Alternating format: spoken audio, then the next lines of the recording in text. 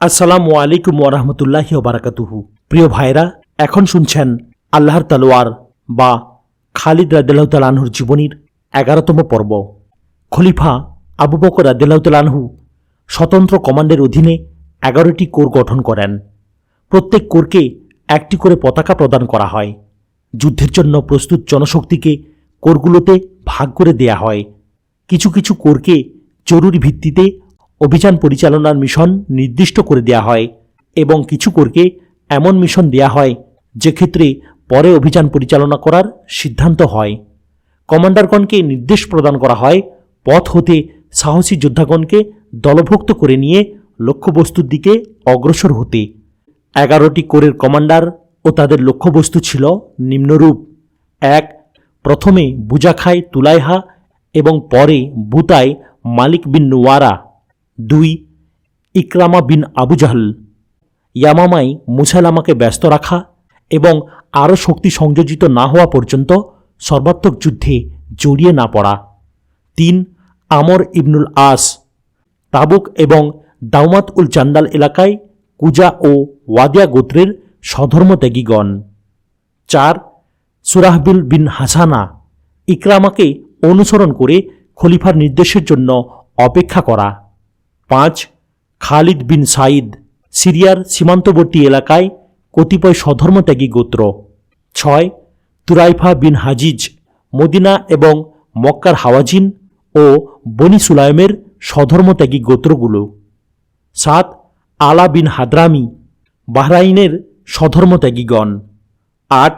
হুজাইফা বিন সিহসান। ওমানের স্বধর্মত্যাগীগণ। 9. আরাফজা বিন হারসামা। মাহরার স্বধর্মত্যাগীগণ। 10. মুহাজির বিন Abu Umayya. প্রথমে ইয়েমেনের স্বধর্মত্যাগী, পরে হাজরামাউতের কিন্দা। 11. সুয়াইদ বিন মুকারিন। উত্তর ইয়েমেনের উপকূলবর্তী এলাকার স্বধর্মত্যাগীগণ। কোর সংগঠন ও দায়িত্ব বন্টনের কাজ সম্পন্ন হওয়ার সঙ্গে সঙ্গে খালিদ যাত্রা শুরু করেন। কিছু পরে ইকরামা ও আমর ইবনুল আসও যাত্রা শুরু করেন। বাকি কোরগুলোকে খলিফা সপ্তাহ এমনকি মাস পরে যাত্রা করতে বলেন। খালিদের অপারেশনের অগ্রগতির উপর ভিত্তি করে খলিফা বাকি কোরগুলোকে ছাড়েন। জুকিসা হতে বিভিন্ন স্বধর্মত্যাগী গোত্রের বিরুদ্ধে অভিযান পরিচালনার পূর্বে খলিফা তাদের নিকট দূত পাঠিয়ে ইসলামের শান্তির পথে প্রত্যাবর্তনের আহ্বান জানান। দূতগণ খলিফার পক্ষ হতে বিদ্রোহী গোত্রগুলোর নিকট এই বাণী পৌঁছে দেয় যে যারা ইসলামের ছায়াতলে প্রত্যাবর্তন করবে তাদেরকে ক্ষমা করে শান্তিতে বসবাস করতে দেয়া হবে, আর যারা মুসলিম বাহিনীকে প্রতিরোধ করবে তাদেরকে যুদ্ধের মাধ্যমে নির্মূল করা হবে এবং তাদের মহিলা ও শিশুদেরকে দাসে পরিণত করা হবে। কোনো গোত্রকে আক্রমণ করার পূর্বে মুসলিম বাহিনী আজানের মাধ্যমে নামাজে আহ্বান জানাত। কোনো গোত্র আজানে সাড়া দিলেই মনে করা হতো তারা ইসলামের আনুগত্য স্বীকার করেছে। কোর কমান্ডারগণকে খলিফা নির্দিষ্ট লক্ষ্য নির্ধারণ করে দেওয়া ছাড়া নিম্নরূপ সাধারণ নির্দেশাবলী প্রদান করেন: ক. তোমার লক্ষ্য হিসেবে নির্দিষ্ট গোত্রের সঙ্গে প্রথমে যোগাযোগ স্থাপন করো। খ. আজানের মাধ্যমে নামাজের প্রতি আহ্বান করো। গ. গোত্রের লোকজন আজানে সাড়া দিলে আক্রমণ করিও না। আজানের পর তাদেরকে জিজ্ঞেস করো তারা জাকাত প্রদানসহ ইসলামের পূর্ণ আনুগত্য করতে প্রস্তুত কিনা। তারা তা করতে রাজি হলে আক্রমণ করিও না। ঘ. যারা আনুগত্য স্বীকার করবে তাদেরকে উৎপীড়ন করা হবে না। ও. যারা আজানে সাড়া দিবে না এবং আজানের পরেও আনুগত্যের প্রতিশ্রুতি দিবে না তাদেরকে আগুন ও তরবারির সাহায্যে শায়েস্তা করা হবে। চ. যেসব স্বধর্মত্যাগী মুসলমানদের হত্যা করেছে তাদেরকেও হত্যা করা হবে এবং যারা মুসলমানদেরকে অগ্নিদগ্ধ করে মেরেছে তাদেরকেও অগ্নিদগ্ধ করা হবে। উপরিউক্ত নির্দেশসমূহ প্রদানের পর রাসূলুল্লাহ সাল্লাল্লাহু আলাইহি সাল্লামের এক সময়ের নম্র, ভদ্র ও সদা বিনয়ী সহযোগী আবু বকর রাদিয়াল্লাহু তাআলা আনহু অত্যন্ত কঠোর হস্তে ইসলামের শত্রুকে দমন করার লক্ষ্যে মুসলিম বাহিনীর অগ্রাভিযানের সূচনা করেন। ভণ্ডনবী তুলাইহা। আসওয়াদের মৃত্যুর পর অবশিষ্ট ভণ্ডনবীদের মধ্যে তুলাইহা বিন ওয়ালাদই প্রথম ব্যক্তি যে মুসলমানের সঙ্গে সংঘর্ষে অবতীর্ণ হয়। সে ছিল বনি আসাদ গোত্রের প্রধান এবং দীর্ঘদিন ধরে সুযোগ মতো রাসূলুল্লাহ সাল্লাল্লাহু আলাইহি সাল্লামের বিরোধিতা করে আসছিল। উহুদ যুদ্ধের 3 মাস পরে তুলাইহা প্রথম ইসলামের বিরুদ্ধে অস্ত্র ধারণ করে। যুদ্ধে মুসলমানগণ খুব ক্ষতিগ্রস্ত হয়েছে ভেবে এই সুযোগে মদিনা আক্রমণের উদ্দেশ্যে সে তার গোত্রের লোকদেরকে সমবেত করে। রাসূলুল্লাহ সাল্লাল্লাহু আলাইহি সাল্লাম এই সংবাদ পেয়ে 150 জনের এক অশ্বারোহী দলকে প্রেরণ করেন তাকে শায়েস্তা করার জন্য। তুলাইহা কিছু বুঝে ওঠার পূর্বেই অশ্বারোহী দল দ্বারা আক্রান্ত হয়। তার লোকজন বিচ্ছিন্নভাবে পালিয়ে প্রাণ রক্ষা করে। মুসলিমগণ তাদের পশুগুলোকে নিয়ে মদিনায় প্রত্যাবর্তন করে। এই ঘটনায় তুলাইহা তার গোত্রের নিকট এমন হেয় প্রতিপন্ন হয় যে কিছুকাল সে নিশ্চুপ থাকে। এরপর তুলাইহা খন্দকের যুদ্ধে মুসলমানদের বিরুদ্ধে অবতীর্ণ হয়। ইহুদিদের আহ্বানে সাড়া দিয়ে সে বনি আসাদ গোত্রের একটি দল নিয়ে মদিনা অবরোধে অংশগ্রহণ করে। আবু সুফিয়ান অবরোধ প্রত্যাহার করলে বনি আসাদও তাদের আবাসস্থলে ফিরে যায়। এবারেও তুলাইহা হেয় প্রতিপন্ন হয়। পরবর্তীতে 628 খ্রিস্টাব্দে 7ই হিজরি মুসলিম বাহিনী খায়বারে ইহুদিদের বিরুদ্ধে অভিযান পরিচালনা করলে তুলাইহা তার গোত্রের লোকদেরকে নিয়ে ইহুদিদের পক্ষে যোগদান করে। মুসলিম বাহিনী খায়বারের পথে যাত্রাকালে তুলাইহা কয়েক দফা প্রতিবন্ধকতার সৃষ্টি করে, কিন্তু প্রত্যেকবারই সে ব্যর্থ হয়। শেষে সে ইহুদিদেরকে তাদের ভাগ্যের উপর ছেড়ে দিয়ে তার বাহিনী প্রত্যাহার করে। 2 বছর পরে প্রতিনিধি দলের বছরে বনি আসাদ গোত্র রাসূলুল্লাহ সাল্লাল্লাহু আলাইহি সাল্লামের নিকট প্রতিনিধি প্রেরণ করে তার আনুগত্য স্বীকার করে। অন্যান্য অনেক আরব গোত্রের মতো গোটা গোত্র ইসলাম গ্রহণ করে। এই ধর্মান্তরের পেছনে প্রকৃত বিশ্বাসের চেয়ে রাজনৈতিক সুবিধা আদায়ের উদ্দেশ্যই ছিল প্রধান। তুলাইহাও লোক দেখানো ইসলাম গ্রহণ করে। সে পূর্বের মতোই তার গোত্রে ভাগ্য গণনাকারী ও গোত্রপ্রধান হিসেবে বিশেষ মর্যাদা ভোগ করতে থাকে। সে ভবিষ্যৎ ও ইন্দ্রিয়াতীত বিষয় সম্পর্কে বলতে পারত এবং সুন্দর কবিতা আবৃত্তি করতে পারত। রাসূলুল্লাহ সাল্লাল্লাহু আলাইহি সাল্লামের ইন্তিকালের কয়েকদিন পূর্বেই তুলাইহা নিজেকে নবী হিসেবে ঘোষণা করে। সে তার গোত্রের লোকদেরকে ডেকে তাকে অনুসরণ করতে বলে। রাসূলুল্লাহ সাল্লাল্লাহু আলাইহি সাল্লামের ইন্তিকালের সংবাদ ছড়িয়ে পড়লে সে আরও তৎপর হয়ে ওঠে। স্বধর্ম ত্যাগের বহ্নি শিখা আরবের চারদিকে বিস্তার লাভ করলে গোটা বনি আসাদ গোত্র তার পতাকা তলে সমবেত হয় এবং তাকে গোত্রপ্রধান ও নবী হিসেবে স্বীকার করে নেয়। মদিনার সঙ্গে সম্পর্ক বিচ্ছেদের প্রতীক হিসেবে তুলাইহা তার এলাকায় মুসলিম কর আদায়কারী জাররার বিন আল আজওয়ারকে বহিষ্কার করে। নিজেকে নবী হিসেবে দাবি করার পর তুলাইহা ধর্মের কিছু নিয়মকানুন পরিবর্তনের চিন্তা করে, যাতে তার অনুসারীরা তাকে প্রকৃতই স্রষ্টার প্রেরিত পুরুষ মনে করে। এ ব্যাপারে সে নামাজ পড়ার পদ্ধতিকে পরিবর্তন করাই সবচেয়ে উত্তম বিষয় হিসেবে মনে করে। সে নামাজে রুকু ও সিজদার বিলুপ্তি ঘোষণা করে। সে বলে, আল্লাহ চান না যে আমরা আমাদের মুখমণ্ডল নিচু করি এবং পিছন দিক কুৎসিতভাবে ভাঁজ করি। তোমরা দাঁড়িয়ে নামাজ পড়ো। এবং বনি আসাদ গোত্রের লোকেরা তুলাইহার পিছনে রুকু ও সিজদা ছাড়া নামাজ পড়তে থাকে। স্বধর্ম ত্যাগের বিস্তার লাভের সঙ্গে সঙ্গে তুলাইহার সমর্থক সংখ্যাও বৃদ্ধি পায়। উত্তর মধ্য আরবের গাতফান ও তেও গোত্রের নিকট হতেও সে সমর্থন লাভ করে। বিখ্যাত হাওয়াজিন ও বনি সুলাইম গোত্র দুটিও স্বধর্মত্যাগীদের দলে যোগদান করে এবং মুসলমানদের বিরুদ্ধে যুদ্ধ করে। তবে তারা তুলাইহার পতাকা তলে সামিল হয়নি। গাতফান গোত্রের একটি অংশের শক্তিশালী নেতা একচক্ষু বিশিষ্ট ওয়াইনা বিন হিসান তুলাইহাকে সমর্থন জানায়। এই লোকটি খন্দকের যুদ্ধে গাতফান গোত্রের যোদ্ধাদেরকে কমান্ড করেছিল এবং রাসূলুল্লাহ সাল্লাল্লাহু আলাইহি সাল্লাম তাকে বোকা উপাধি দিয়েছিলেন। ওয়াইনা তুলাইহাকে অন্তর দিয়ে বিশ্বাস না করলেও তার বক্তব্য ছিল, আমি কোরেশ গোত্রের কোনো নবীকে মানাচ্ছে সমমনা গোত্রের একজন নবীর অনুসারী হওয়াকে শ্রেয় মনে করি। তাছাড়া মুহাম্মদ মৃত, কিন্তু তুলাইহা জীবিত। তার সমর্থন তুলাইহার জন্য ছিল খুবই মূল্যবান, কেননা সে গোটা গাতফান গোত্রকে তুলাইহার পতাকা তলে একত্র করতে সমর্থ হয়েছিল। তুলাইহা বনি আসাদ গোত্রকে সামিরায় একত্র করে। গাতফানরাও সামিরায় বনি আসাদের সঙ্গে একত্রিত হওয়ার সিদ্ধান্ত নেয়। তেও গোত্রের সদস্যরাও তুলাইহাকে গোত্রপ্রধানদের প্রধান ও নবী হিসাবে স্বীকার করে নেয়। তাদের এক অংশ সামিরায় তুলাইহার সঙ্গে যোগদান করে, বাকি অংশ উত্তর ও উত্তর পূর্ব খাইবারে অবস্থান করতে থাকে। তুলাইহা ইসলামের বিরুদ্ধে সর্বাত্মক যুদ্ধের প্রস্তুতি নিতে শুরু করে। আবরাক ও জুকিসায় ধর্মদ্রোহী গোত্রগুলো সমবেত হওয়ার খবর শুনে তুলাইহা তার ভাই হিবালের নেতৃত্বে একটি দল পাঠিয়েছিল তাদের শক্তি বৃদ্ধি করার জন্য। আবরাক ও জুকিসায় মুসলিম বাহিনীর অভিযানের বর্ণনা পূর্বেই তো দেয়া হয়েছে। এই অভিযান চলাকালে তুলাইহা তার বাহিনী নিয়ে বুজাখায় উপস্থিত হয়। আবরাক যুদ্ধক্ষেত্র হতে পলাতক স্বধর্ম ত্যাগীরা বুজাখায় তুলাইহার সঙ্গে যোগদান করে। বুজাখায় তুলাইহার যুদ্ধ প্রস্তুতি খুব দ্রুত চলতে থাকে। সে বহু গোত্রের নিকট দূত প্রেরণ করে তার সঙ্গে যোগদান করার আহ্বান জানায় এবং কিছু কিছু গোত্র তার সঙ্গে যোগদানও করে। ওয়াইনা বনি ফাজারার 700 যোদ্ধাসহ তুলাইহার সঙ্গে যোগদান করে। সর্ববৃহৎ সমাবেশ ঘটায় বনি আসাদ ও গাতফান গোত্রদ্বয়। তেও গোত্রের একটি অংশও বুজাখায় সমবেত হয়, তবে প্রধান অংশটি বুজাখা থেকে দূরে থাকে। খালিদের জুকিসা হতে অভিযান শুরুর প্রাক্কালে তুলাইহা যুদ্ধের জন্য সম্পূর্ণরূপে প্রস্তুত হয়ে যায়।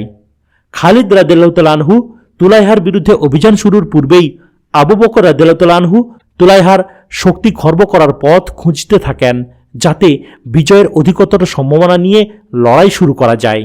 বনি আসাদ ও গাতফান সম্পর্কে করার কিছুই ছিল না, কেননা তারা তুলাইহার পিছনে খুব শক্তভাবে ছিল। তবে তেও গোত্রের বিষয়টি ছিল কিছুটা ভিন্ন। তুলাইহার প্রতি তাদের সমর্থন এত শক্ত ছিল না এবং তাদের গোত্রপ্রধান আদি বিন হাতিম ছিলেন একজন ভক্ত মুসলিম। আদির আয়ু ছিল 120 বছর এবং তিনি এত লম্বা ছিলেন যে তিনি ঘোড়ায় চড়তেন আর তার পা মাটি স্পর্শ করত। আদি তাই গোত্রের লোকদেরকে ধর্মদ্রোহিতা থেকে বিরত রাখার চেষ্টা করে ব্যর্থ হন। ফলে তিনি তার কিছু বিশ্বস্ত সমর্থককে নিয়ে খলিফার সঙ্গে যোগদান করেন। আবু বকর রাদিয়াল্লাহু তাআলা আনহু এই সময় তাই গোত্রকে তুলাইহা থেকে বিচ্ছিন্ন করার প্রচেষ্টা চালানোর সিদ্ধান্ত গ্রহণ করেন। তাদেরকে স্বধর্ম ত্যাগ থেকে বিরত করতে না পারলে তাদের প্রধান অংশকে বুজাখায় তুলাইহার সঙ্গে মিলিত হওয়ার পূর্বেই বর্তমান অবস্থানে দ্রুত আক্রমণ করে ধ্বংস করা সম্ভব হবে। এতে তুলাইহার শক্তি খর্ব হবে। আবু বকর রাদিয়াল্লাহু তাআলা আনহু আদিকে প্রেরণ করেন তার গোত্রের লোকদেরকে প্রভাবিত করার জন্য। তিনি তার সঙ্গে খালিদকেও প্রেরণ করেন 4000 মুজাহিদ সহ। খালিদের প্রতি খলিফার নির্দেশ ছিল, আদির প্রচেষ্টা সফল না হলে বর্তমান অবস্থানেই তাই গোত্রের প্রধান অংশের মোকাবিলা করো। তারপর খালিদকে বুজাখায় অগ্রসর হতে বলা হয়। খালিদ রাদিয়াল্লাহু তাআলা আনহু জুকিসা ত্যাগ করে বুজাখার দিকে যাত্রা করেন। বুজাখার কাছাকাছি পৌঁছে তিনি বামে মোড় নিয়ে আজা পর্বতের দিকে অগ্রসর হন। এই পর্বতটির পাশেই সমবেত হয়েছে তাই গোত্রের লোকেরা। আদি অগ্রসর হয়ে তার গোত্রের লোকদের নিকট গিয়ে আল্লাহ ও তাঁর রাসূল আখিরাতের শাস্তি ও ইসলামের উত্থানকে বাধা দানের প্রচেষ্টায় অনিবার্য ব্যর্থতার কথা বলে তাদেরকে সত্য পথে ফিরে আসার আহ্বান জানিয়ে ব্যর্থ হন। উপায় না দেখে আদি হুমকি দিয়ে বলেন, তাহলে এমন একটি বাহিনীর আক্রমণের জন্য প্রস্তুত হও যে এসে তোমাদেরকে ধ্বংস করে তোমাদের মহিলাদেরকে বন্দী করে নিয়ে যাবে। এই হুমকিতেই কাজ হয়ে যায়। তাই গোত্রের বয়স্ক লোকেরা তাকে বলে, এই বাহিনীকে দূরে রাখো যতক্ষণ পর্যন্ত না আমরা তুলাইহার সঙ্গে যোগদানকারী আমাদের ভাইদেরকে ফিরিয়ে আনতে পারি। তার সঙ্গে আমাদের একটি চুক্তি আছে। এখন এই চুক্তি ভঙ্গ করলে হয় সে আমাদের ভাইদেরকে হত্যা করবে, নয় তাদেরকে পণবন্দী হিসেবে আটক করবে। তুলাইহার নেতৃত্ব ও কর্তৃত্ব অস্বীকার করার পূর্বেই তাদেরকে ফিরিয়ে আনতে হবে। আদি মুসলিম বাহিনীর ক্যাম্পে ফিরে খালিদ রাদিয়াল্লাহু তাআলা আনহুকে সবকিছু অবগত করেন। খালিদ রাদিয়াল্লাহু তাআলা আনহু আলোচনা করে সময় নষ্ট না করার পক্ষে মত দান করেন। তিনি স্বধর্মত্যাগীদের প্রতি খুবই কঠোর মনোভাব পোষণ করেন। আদি মাত্র 3 দিন অপেক্ষা করার জন্য বারবার অনুরোধ করে বলেন, আমি আমার গোত্রের 500 যোদ্ধাকে দেব আপনার পক্ষ নিয়ে যুদ্ধ করার জন্য। এর চেয়ে কি তাদেরকে আগুনে পুড়িয়ে মারাটাই উত্তম কাজ হবে? খালিদ রাদিয়াল্লাহু তাআলা আনহু অপেক্ষা করতে সম্মত হন। তাই গোত্রের নেতৃস্থানীয় ব্যক্তিগণ একটি অশ্বারোহী দলকে তুলাইহার নিকট প্রেরণ করে দৃশ্যত তার শক্তি বৃদ্ধি করার জন্য তারা খালিদ রাদিয়াল্লাহু তাআলা আনহুর বুজাখায় পৌঁছার পূর্বেই গোত্রের যোদ্ধাদেরকে তুলাইহার নিকট হতে সরিয়ে নেয়ার জন্য গোপনেই কাজ শুরু করে দেয়। এই কাজে তারা সাফল্য লাভ করে। তাই গোত্রের কোটি কয়েক লোক তুলাইহার সঙ্গে থাকলেও বুজাখার যুদ্ধে অংশগ্রহণ থেকে বিরত থাকে। খালিদ রাদিয়াল্লাহু তাআলা আনহু তাই গোত্রকে আক্রমণ না করার ব্যাপারে সম্মত হলেও পার্শ্ববর্তী এলাকা জাদেলায় বসবাসকারী অন্য একটি স্বধর্মত্যাগী গোত্রকে আক্রমণ করার সিদ্ধান্ত ঘোষণা করে। এই ঘোষণা শুনে আদি পুনরায় খালিদের নিকট গিয়ে রক্তপাতের পরিবর্তে আলোচনার মাধ্যমে তাদেরকে ইসলামের ছায়াতলে পুনরায় ফিরিয়ে আনার প্রচেষ্টা চালানোর প্রস্তাব রাখেন। খালিদ রাদিয়াল্লাহু তাআলা আনহু রক্তপাতের ব্যাপারে আদৌ উদ্বিগ্ন না হলেও তার শক্তি বৃদ্ধির সম্ভাবনার কথা বিবেচনা করে এই প্রস্তাবে সম্মতি দান করেন। আদির প্রচেষ্টায় জাদেলাবাসীগণ ইসলামের ছায়াতলে ফিরে আসে এবং 1000 যোদ্ধা খালিদের সঙ্গে যোগদান করে। তাই গোত্রের 500 অশ্বারোহী ও জাদেলার 1000 যোদ্ধার শক্তি সমন্বয়ে খালিদ রাদিয়াল্লাহু তাআলা আনহু এখন পূর্বের তুলনায় অনেক শক্তিশালী। তিনি বুজাখার দিকে অভিযান শুরু করেন এবং পথে আরও যোদ্ধা সংগ্রহ করেন।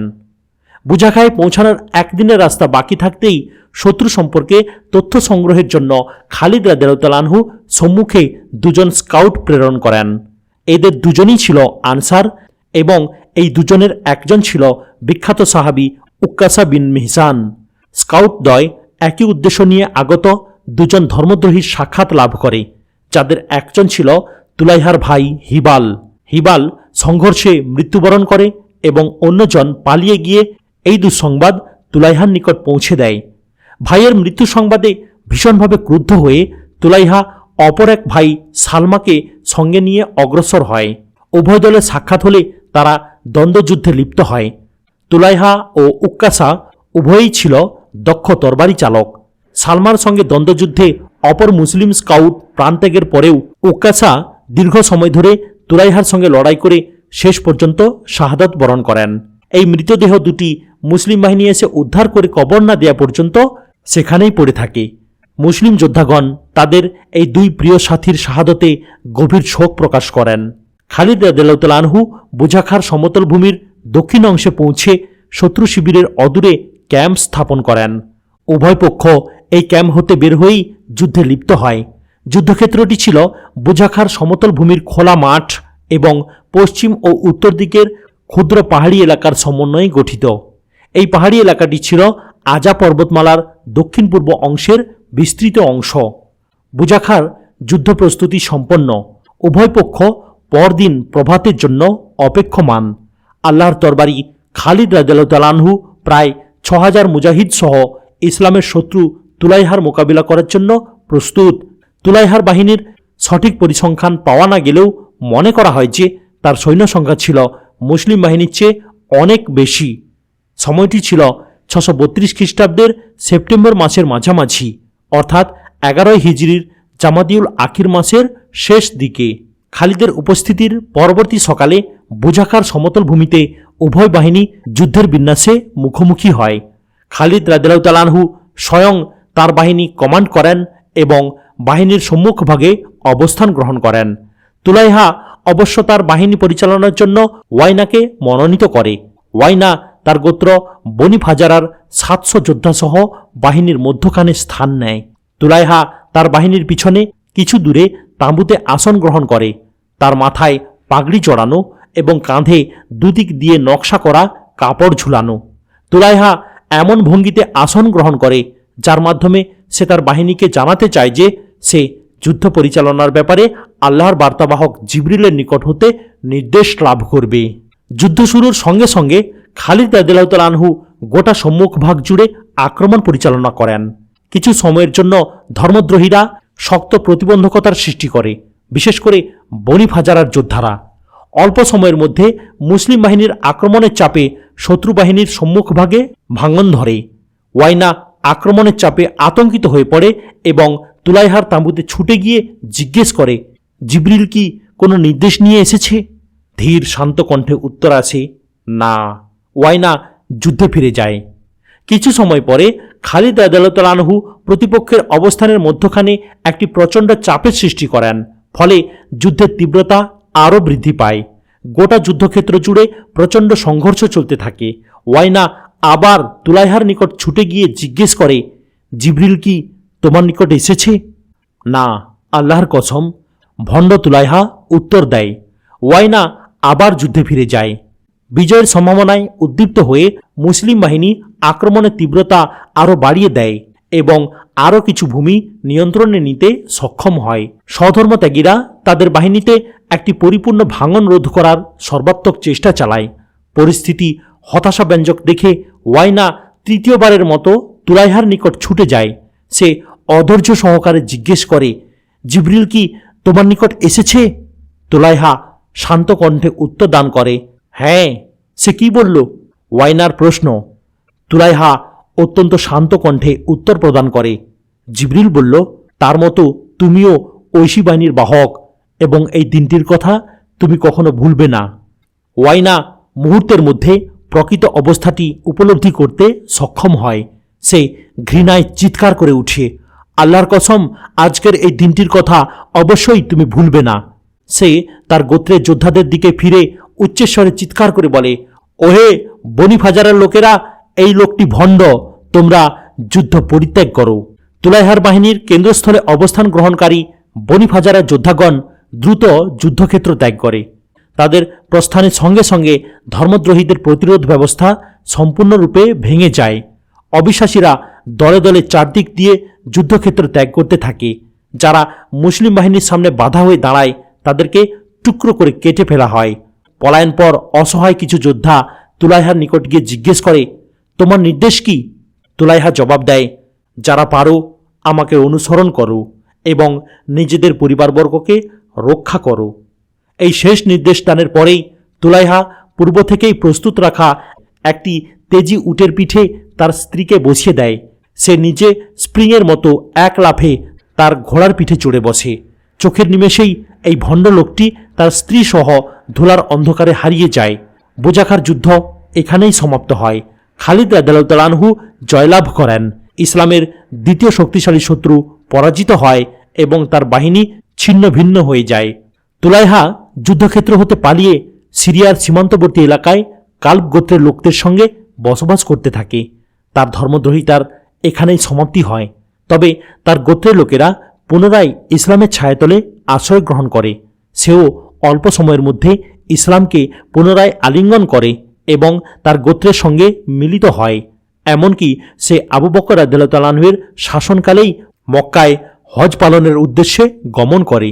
কিন্তু খলিফা মক্কায় তার উপস্থিতির খবর জেনেও কোনো গুরুত্ব দেননি। এর 2 বছর পরে তুলাইহা মদিনা গমন করে খলিফা ওমর রাদিয়াল্লাহু তাআলা আনহুর সঙ্গে সাক্ষাৎ করে।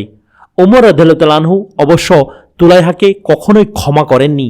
তাকে দেখে তিনি বলেন, তুমি উক্কাসা বিন মিহসান সহ 2 জন মহান মুসলিমকে হত্যা করেছ।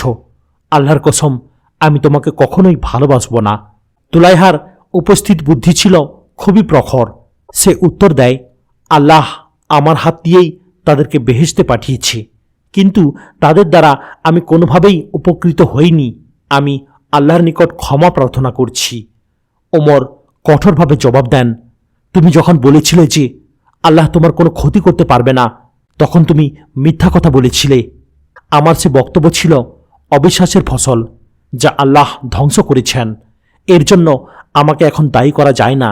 ওমর এই ধূর্ত লোকটির সঙ্গে কথায় সুবিধা করতে না পেরে শেষ চেষ্টা হিসেবে বলেন, ওহে ধূর্তের রাজা, তোমার ভাণ্ডারে আর কি জাদু অবশিষ্ট আছে?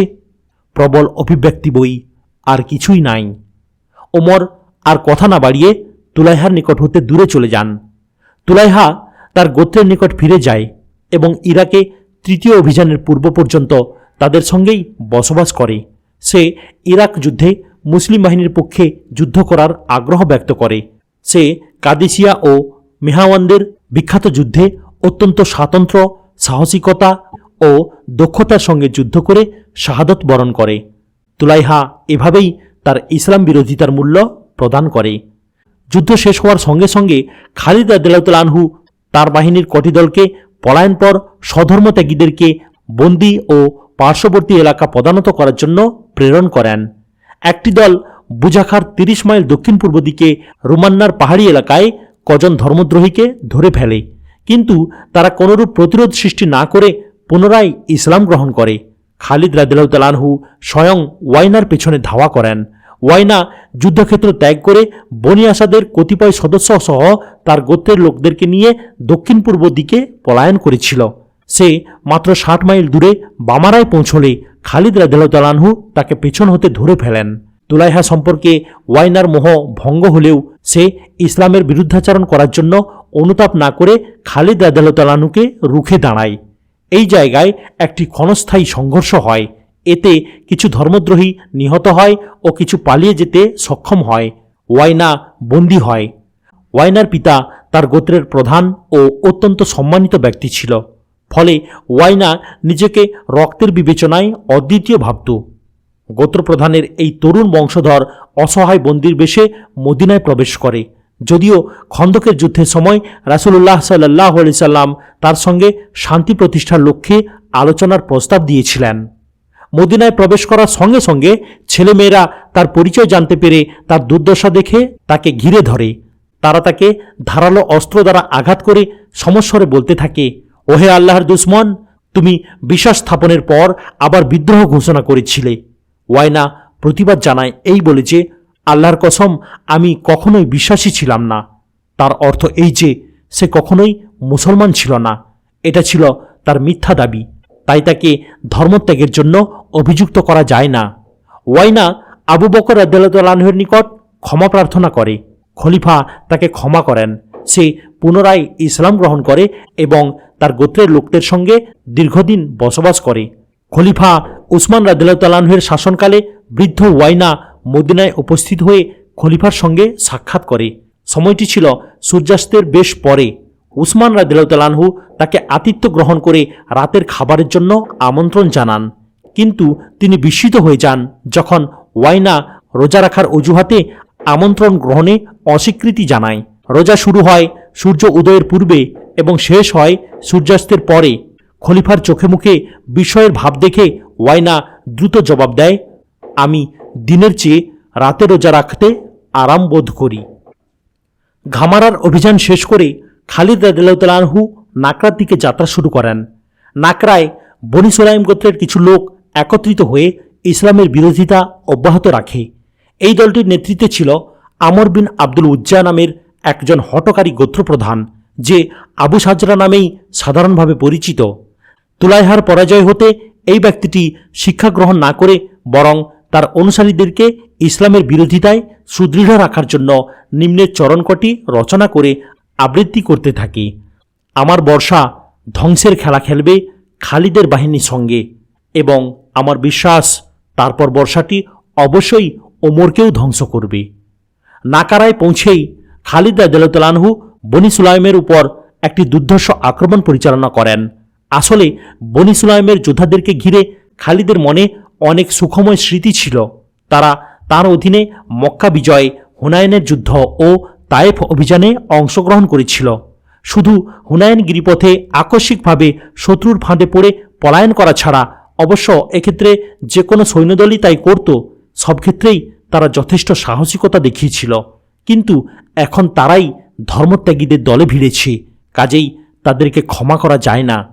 প্রাক্তন কমান্ডারের বিরুদ্ধে অবতীর্ণ হয়ে বনি সুলাইমের যোদ্ধাগণ কিছু সময়ের জন্য ভয়ঙ্কর প্রতিরোধের সৃষ্টি করে এবং কিছু মুসলিম যোদ্ধাকে হত্যা করতে সক্ষম হয়। কিন্তু তারা অল্প সময়ের মধ্যে বুঝতে পারে যে খালিদের শক্ত আঘাত প্রতিহত করা ও তার বাহিনীতে ভাঙন ধরানো খুবই শক্ত কাজ। তাদের অধিকাংশই যুদ্ধে প্রাণ ত্যাগ করে এবং বাকিরা পলায়নের মধ্যেই নিরাপত্তা খুঁজে পায়। তাদের কমান্ডার সৈনিক কবি আবু সাজরা খালিদের হাতে বন্দী হন। তাকে মদিনায় নেওয়া হলে সে আবু বকর রাদিয়াল্লাহু তাআলা আনহুর নিকট ক্ষমা প্রার্থনা করেন। সে ক্ষমাপ্রাপ্ত হয়ে পুনরায় ইসলামকে আলিঙ্গন করে। শেষ জীবনে সাজরা দারিদ্র্যে আক্রান্ত হয়। একদিন সে কিছু সাহায্যের আশায় মদিনা গমন করে। উটটিকে শহরের উপকণ্ঠে বেঁধে রেখে সে মদিনায় প্রবেশ করে। শহরে ঢুকেই সে দেখতে পায় যে উমর রাদিয়াল্লাহু তাআলা আনহু দরিদ্রের মাঝে সাহায্য বিতরণ করছেন। ভিড়ের মধ্যে প্রবেশ করে সাজরা উমরের দৃষ্টি আকর্ষণের জন্য বলে, আমিও সাহায্য প্রার্থী। উমর রাদিয়াল্লাহু তাআলা আনহু তাকে চিনতে ব্যর্থ হন, কেননা তার চেহারায় অনেক পরিবর্তন হয়েছে। ওমর রাদিয়াল্লাহু তাআলা আনহু জিজ্ঞেস করেন, তুমি কে? আমি আবু সাজরা। মুহূর্তের মধ্যে ওমরের স্মৃতিতে অতীতের সমস্ত স্মৃতি ভেসে ওঠে। তিনি গর্জন করে উঠেন, ওহে আল্লাহর শত্রু, তুমি কি সেই ব্যক্তি নও যে এই কবিতাটি আবৃত্তি করেছিলে? আমার বর্ষা ধ্বংসের খেলা খেলবে খালিদের বাহিনীর সঙ্গে, এবং আমার বিশ্বাস তারপর বর্ষাটি অবশ্যই ওমরকেও ধ্বংস করবে। ওমর উত্তরের জন্য অপেক্ষা না করে তার চাবুক তুলে, যা ছাড়া তিনি ঘর হতে বের হতেন না, আবু সাজরার প্রতি আঘাত করেন। আবু সাজরা হাত তুলে আঘাতটি প্রতিহত করে উত্তর দেয়, ইসলামে আত্মসমর্পণের মধ্য দিয়ে আমার সব অপরাধ মুছে যাওয়ার কথা। এর মধ্যেই দ্বিতীয় আঘাতটি পড়ে। আবু সাজরা উপলব্ধি করতে পারে যে কোনো যুক্তি দিয়েই উমরের চাবুককে প্রতিহত করা যাবে না। সে পিছন ফিরে যত দ্রুত সম্ভব দৌড়াতে শুরু করে। উমর রাদিয়াল্লাহু তাআলা আনহু উত্থিত চাবুক নিয়ে তার পিছনে ধাওয়া করেন, কিন্তু তিনি ধরতে পারার পূর্বেই আবু সাজরা উটের কাছে গিয়ে এক লাফে পিঠে চড়ে পালিয়ে যেতে সক্ষম হয়। আবু সাজরা আর কখনো মদিনায় আসেনি।